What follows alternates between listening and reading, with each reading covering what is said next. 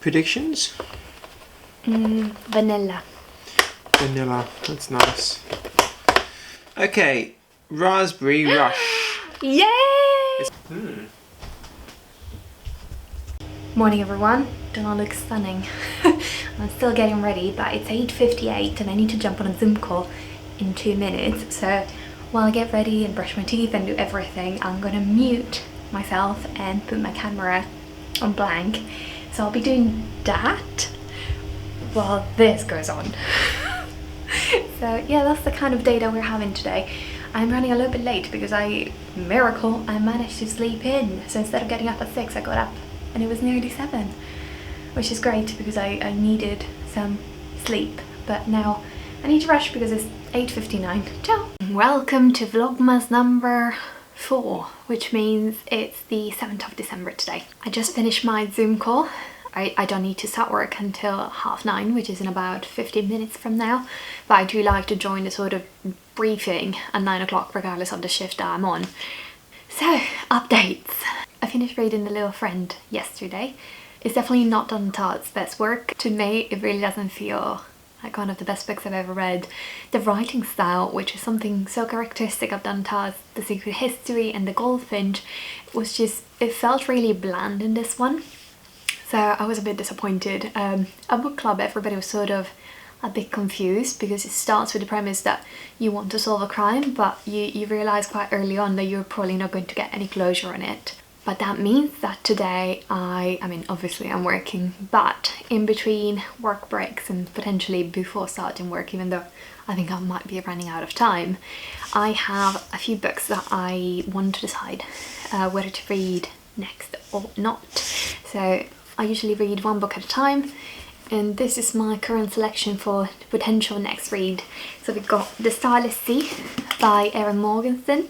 I don't know anything about this book, but I did love The Night Circus, also by Erin Morgenstern, and I read it last year.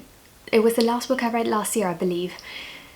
The thing that I particularly loved was not the story itself. The story itself was nice, but it was not the strong point of the book. The strong point of the book was the atmosphere. It was written so nicely and it really transported you right there, right then.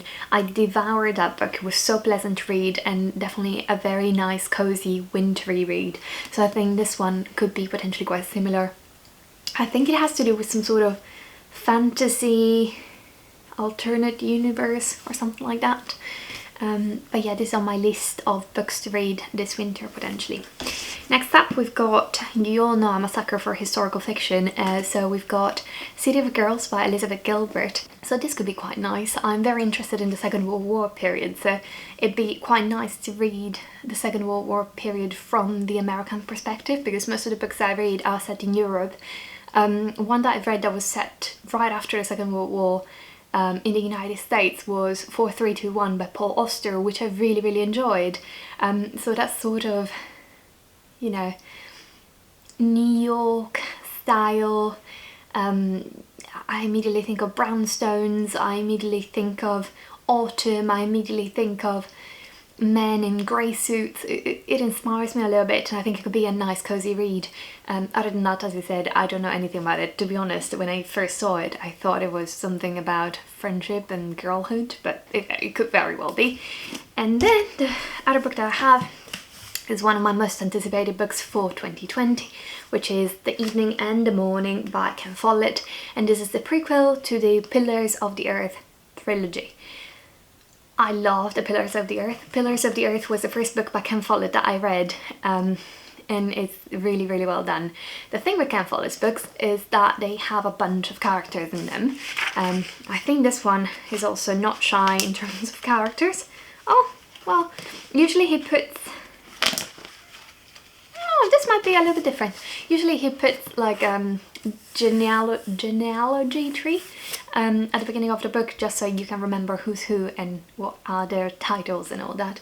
But there doesn't seem to be one for this, which makes me think maybe there's a little bit less characters than usual.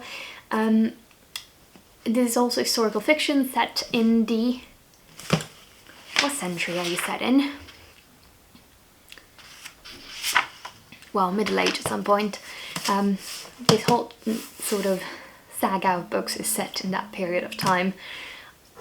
I feel like I really want to read this book, but I also know that if I start a folded book, I cannot put it down. And I do have a really busy week. It's one of my 7-day weeks. So next week is going to be really nice and light because I took half a day off. So instead of working 3 days next week, I worked 2.5 days, which cannot wait for it. I need to run some errands on the Wednesday, so I took half that day off. But yeah, we'll see. My prediction is that I'm probably going to pick up the Starless Sea, but then I haven't read a single page of any of these books, so we'll figure it out. But for now, I really need to... What time is it? I didn't even put my watch on. Yeah, I got 10 minutes. I'm gonna make myself tea, set up my laptop, set up my workstation, and crack on with the day. I'm currently on my lunch break, and I'm taking this chance to do some grocery shopping. So since basically the beginning of the pandemic, Andrew and I haven't gone to the actual big Sainsbury that is not too far away from us. So we've popped into local shops to buy, you know, essentials like milk or eggs on a sporadic basis. But most of our shop now we do online, unfortunately. I quite enjoy the experience of going to a shop and, you know, planning for a couple of weeks ahead or in terms of meals and all that, but I don't feel safe enough doing that, which is fine. So I'm using Ocado to do that, and I'm getting quite excited because I've just decided out of the blue. Andrew loves lasagna. I'm not the biggest fan, but it's okay. And he's been asking me to cook together for ages. Whenever I ask him, so what do you want to do this weekend? He says, oh, let's make lasagna together, which generally sounds like a song, but so yeah, I just told him, I'm like, oh, I'm ordering some food, I'm ordering stuff for Christmas. He's like, oh, so what are you getting? I'm like, I think we should make lasagna together. And he got really excited, so I'm getting a bit excited about that as well. But it's going to be such a different Christmas. If you are spending this Christmas in a different way, I mean, if you celebrate Christmas at all, but I say Christmas and I mean the festive season. I don't associate Christmas in my specific case to a religious festivity because I'm not religious myself, but I was born and raised in a country that is Catholic, so Christmas was a big deal, and to this day, even if I'm not religious, I associate Christmas with family and sitting together and having a meal together. But I completely understand that this doesn't apply to everyone. So during this festive season, because regardless of whether you are religious or not, it is some sort of festive season with the Christmas trees and all that. Are you spending it in a different way from usual? Do you usually do something that you will not be able to do this year? And do you have a Christmas tradition that you are going to keep even though this year is a little bit different? Because I'm really curious to know what everyone else is sort of doing this year. But I'm trying to get excited, I'm trying to get into the mood of, you know, 3 weeks to Christmas and all that.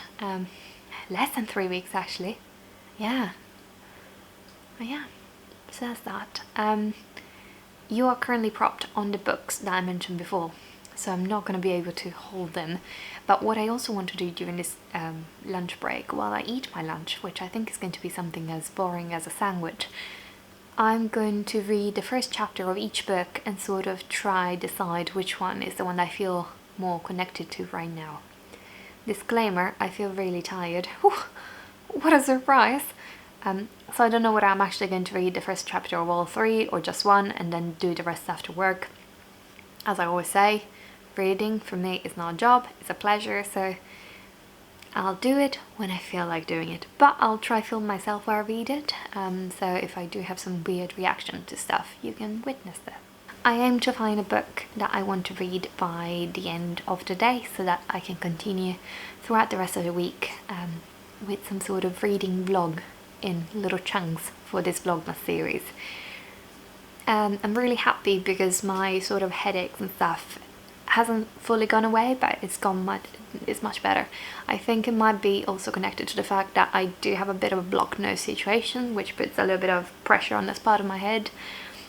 But it's fine, let's not complain, it's not coronavirus and none of the symptoms of that, so thumbs up.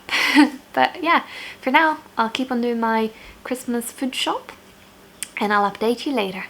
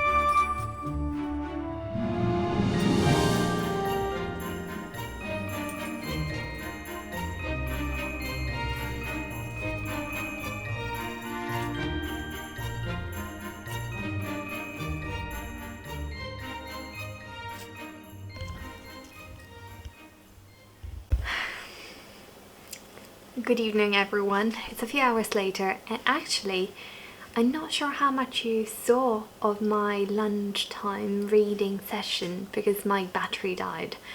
But if you managed to see me reading a little bit of the Starless Sea,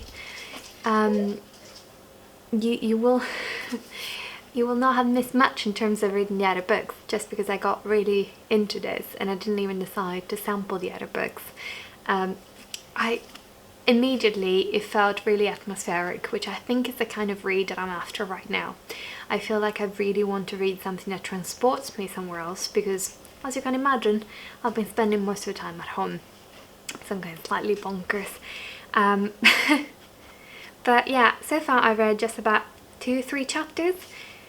I don't understand when this is set. So I was reading it and I thought this was set in really old times, sort of like maybe 1700s or 1800s, sort of like a similar time frame as the Night Circus.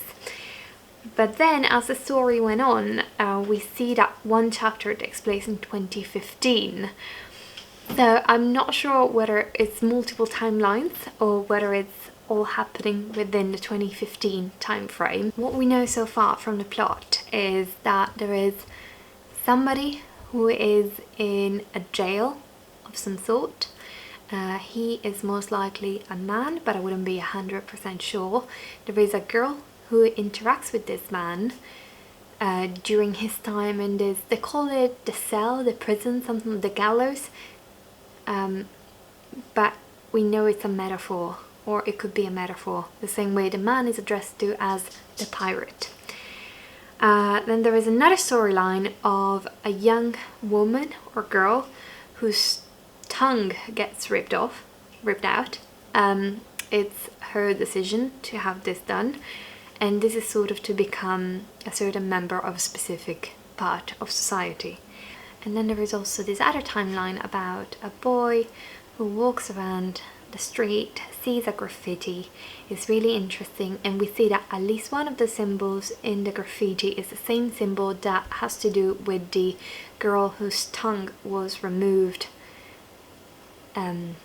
with her storyline. So you can tell that there is some sort of connection between whatever is happening with that girl and whatever this boy is doing with his life. However, there is a really interesting sentence which says, let me just find it for you.